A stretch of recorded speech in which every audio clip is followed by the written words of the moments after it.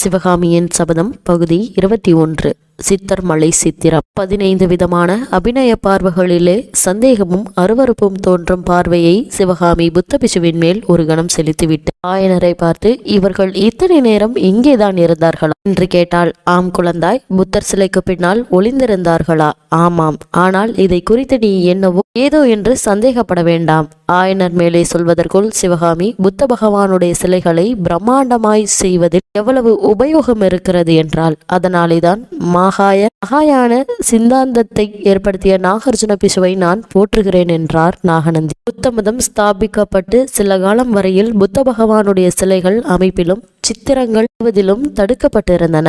இந்த வரலாறு நடந்த காலத்திற்கு 200 வருஷத்திற்கு முன்னால் நாகார்ஜுன பிஷு என்னும் மகான் தோன்றி மகாயான புத்த சித்தாந்தத்தை ஸ்தாபித்தார். பரத நாட்டின் வடகோடியில் நாலந்தா எனும் நகரில் பிரசித்தி பெற்று விளங்கிய பௌத்த மடத்தின் தலைவராக நாகார்ஜுனர் தேசமெங்கும் யாத்திரை செய்து வாதப்போர் நடத்தி மகாயான சித்தாந்தத்தை பிரச்சாரம் செய்தார்.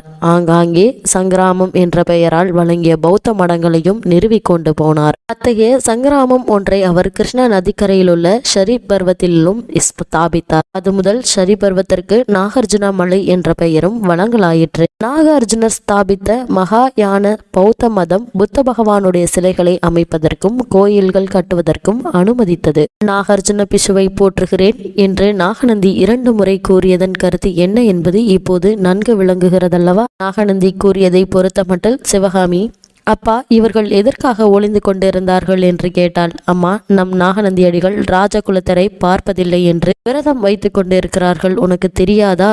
இந்த வாலிபன் அவருடன் வந்திருந்தபடியால் அப்பா, சக்கரவர்த்தியும் மாமல்லரும் இவரை பார்த்திருந்தால் எவ்வளவு சந்தோஷப்பட்டிருப்பார்கள்.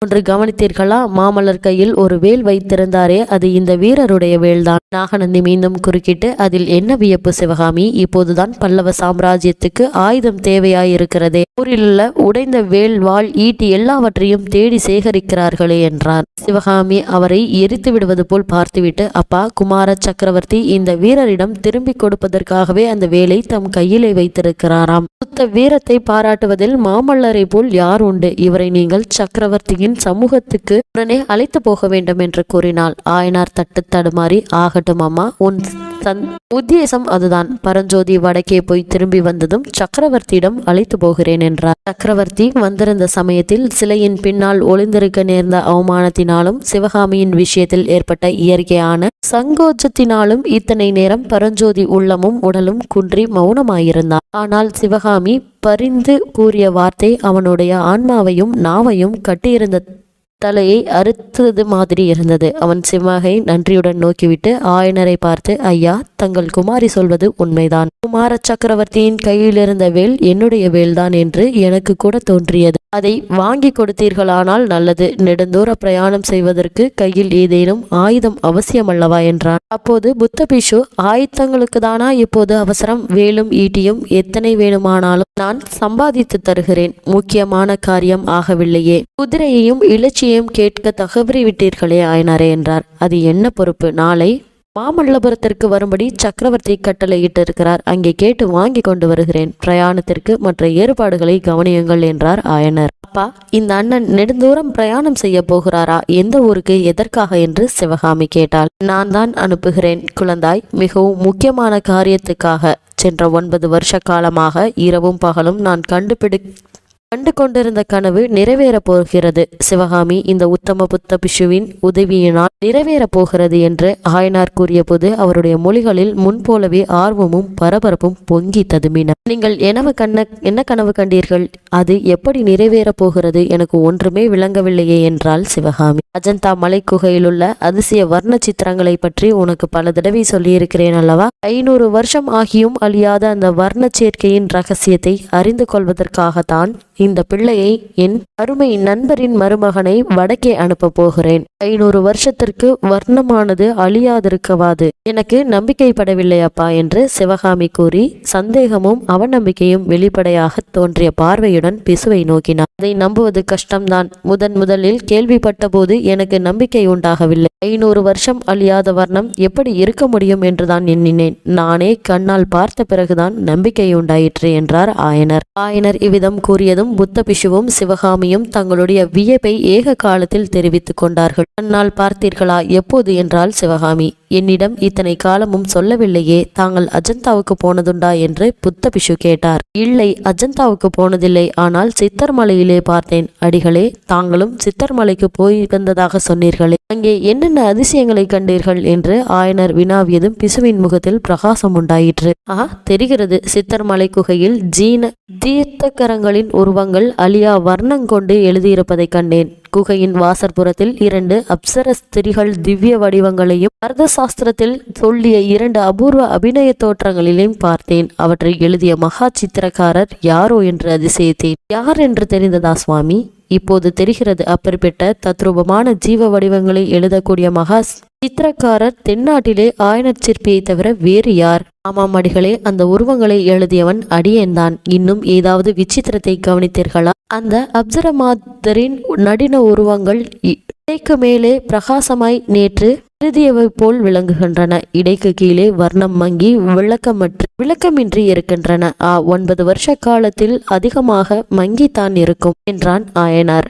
பின்னர் மேற்சொன்ன சித்தர்மலை சித்திரங்களை குறித்த ஆயனர் முன்னும் பின்னுமாக தடுமாறி கூறிய வரலாறு வருமாறு. 12 ஆண்டுகளுக்கு முன்னால் மகேந்திர சக்கரவர்த்தி சமண சமயத்தினராயிருந்த காலத்தில் சோழ மண்டலத்துக்கு அவர் பிரயாணம் சென்றபோது ஆயனரையும் கூட அழைத்து போயிருந்தார். உறையூரில் சோழ மன்னனுடைய உபச்சாரங்களை பெற்றுக்கொண்டு அங்கிருந்து சித்தர்வாச மலையில் சமண முனிவர்கள் ஏற்படுத்தியிருந்த பிரசித்தி பெற்ற சமண பள்ளியை பார்க்க சென்றார். அந்த குகை பள்ளியில் தீட்டியிருந்த வர்ண சித்திரங்களை கண்டு சக்கரவர்த்தியும் ஆயனரும் அதிசயித்தனர். சித்தர்மலை பள்ளியில் மேற்படி ஓவியங்களை தீட்டிய முனிவர் அச்சமயம் அங்கே வாசம் செய்து கொண்டிருந்தார். அந்த சித்திரங்களில் 1000 வருஷமானாலும் அழியாதவை என்று அம்முனிவர் கூறியதை சக்கரவர்த்தியும் ஆயனரும் நம்பவில்லை. அஜந்தா சித்திரங்களை பற்றி அந்த முனிவர் கூறியதையும் அவர்கள் நம்பவில்லை. அதன் பேரில் அந்த சமண முனிவர் ஒரு பந்தயம் போட்டார். அந்த கோவிலில் வாசலில் ஆயனர் 2 அப்சரமாதரின் நடனத்தை தோற்றங்களை எழுத வேண்டுமென்றும்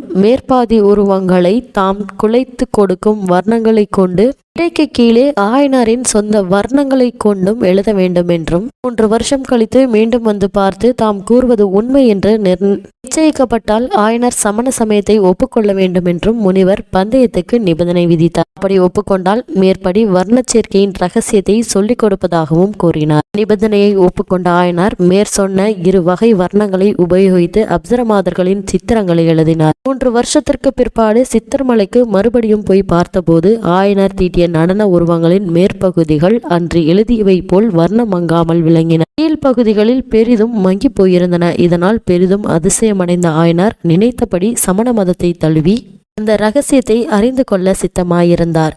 ஆனால் நிபந்தனை விதித்த சமண ஓவியர் அப்போது அங்கு இல்லை. சக்கரவர்த்தி சைவரானது பற்றி கோபம் கொண்டு பல்லவ சாம்ராஜ்யத்திலிருந்து போய்விட்ட அநேக சமண முனிவர்களை போல் அவரும் போய்விட்டார். ஆனால் அந்த அழியாத வர்ண சேர்க்கையின் ரகசியத்தை அறிந்து கொள்வதில் ஆயனாருக்கு அன்று ஏற்பட்ட அவள் இன்று வரையில் வளர்ந்து கொண்டே இருந்தது. மேற்படி வரலாற்றை கேட்டுக்கொண்டிருந்த புத்த பிஷு முடிவில், ஆயனரே, கவலை வேண்டாம், உங்களுடைய ஆவல் நிறைவேறும் காலம் நெருங்கிவிட்டது. பரஞ்சோதிக்கு நீங்கள் குதிரையும் பிராயண அனுமதியும் வாங்கி கொடுப்பதுதான் தாமதம். வெகு சீக்கிரத்தில் உங்கள் மனோரதம் நிறைவேறும் என்றார். பரஞ்சோதியும் மிக்க உற்சாகத்துடன், ஆம் ஐயா, தங்களுடைய மனோரதம் என்னால் நிறைவேறியிருந்தால் அது என்னுடைய பாக்கியம்தான். என்ன அபாயம் வந்தாலும் பின்வாங்காமல் காரியத்தை முடித்து கொண்டு வருகிறேன் என்றார். சிவகாமியின் உள்ளத்திலோ முரண்பட்ட எண்ணங்கள் தோன்றி போட்டியிட்டன. ஆயனாருடைய ஆவலையும் அந்த நிறைவேறினால் அவர் அடையக்கூடிய மகத்தான ஆனந்தத்தையும் அவள் அறிந்துதான் இருந்தாள். ஆனாலும் புத்த பிஷுவின் தூண்டுதலால் நடக்கும் இந்த காரியத்தில் ஏதாவது தூதும் சூழ்ச்சியும் இருக்குமோ என்று அவள் மனம் ஐயுற்றது. ஆகவே பரஞ்சோதியை தனியாக பார்த்து எச்சரிக்கை செய்ய வேண்டும் என்று அவள் தனக்குள்ளேயே தீர்மானித்து கொண்டாள்.